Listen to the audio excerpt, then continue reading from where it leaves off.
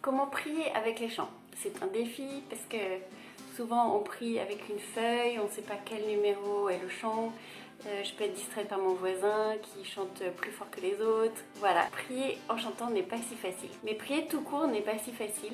La première chose, c'est cette phrase de Saint Paul qui dit « L'Esprit Saint vient au secours de notre faiblesse, car nous ne savons pas comment prier ». Donc le chant, la prière vient d'une attitude déjà intérieure et de disposition. Demander à l'Esprit Saint qui nous ouvre à sa parole, qui nous ouvre à la présence du Seigneur au cours de l'Eucharistie. Une petite expérience personnelle, moi j'allais assez peu à la messe, donc jusqu'à l'âge de 15 ans, que je ne connaissais pas vraiment la foi chrétienne. À 15 ans, lorsque j'y suis retournée, je me suis dit mais en fait la messe c'est tellement beau parce qu'en fait c'est vraiment une rencontre. Il ne s'agit pas seulement d'une lecture de textes anciens, mais vraiment la présence de Dieu parmi nous, une présence transformante, une présence aimante. Et la première attitude pour pouvoir vraiment prier en chantant, c'est de croire que le Christ est vraiment ressuscité, ce que nous célébrons le dimanche. Le Christ dit « Je suis la résurrection et la vie.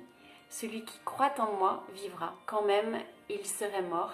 Et quiconque vit et croit en moi ne mourra jamais. Crois-tu cela ?» Donc nous sommes invités, quand nous allons à la messe, quand nous chantons en particulier, à nous adresser vraiment à quelqu'un qui est présent. C'est pas seulement des belles phrases, des beaux mots, des beaux chants, mais ce sont des paroles qui doivent venir vraiment de mon cœur en pensant que le Christ écoute les paroles de ma bouche. Et de même, tous les chants que je peux chanter souvent sont tirés de la parole de Dieu et sont donc une parole pour moi aujourd'hui, une parole qui peuvent transformer ma vie, peuvent être source de résurrection dans les lieux plus sombres, les lieux plus difficiles de ma vie. D'autre part, les chants sont signe aussi de la joie. On a tous fait l'expérience de chanter ou d'écrire une chanson pour quelqu'un qui se marie, pour quelqu'un qui fête un diplôme. Les chants sont l'expression d'une joie profonde que l'on veut transmettre. Et de fait, le Christ a dit « Si vous gardez mes commandements, vous demeurerez dans mon amour, comme moi j'ai gardé les commandements de mon Père. » Et je demeure dans son amour. Je vous ai dit cela pour que ma joie soit en vous et que votre joie soit parfaite. La messe est aussi le lieu où je peux accueillir cette joie. Alors on peut se dire, bon, c'est bien gentil, mais parfois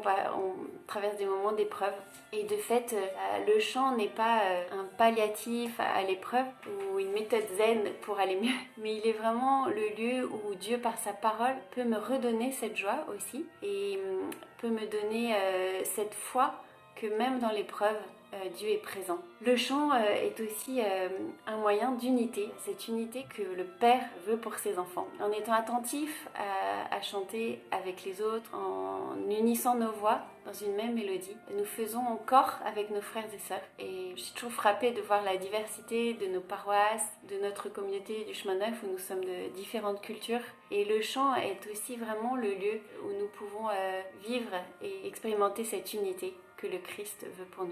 Comme Marie, nous pouvons vraiment demander cette grâce d'être remplis de l'Esprit Saint pour que nos chants soient vraiment le lieu de la rencontre avec Dieu, que nos chants soient vraiment une louange à Dieu qui nous donne ce souffle de vie que nous pouvons lui rendre à travers le chant et que nous puissions vraiment chanter de tout notre cœur, de toute notre force, de toute notre âme, comme le Christ nous invite à aimer Dieu. Je veux me réjouir dans le Dieu de mon salut, en Jésus mon roi.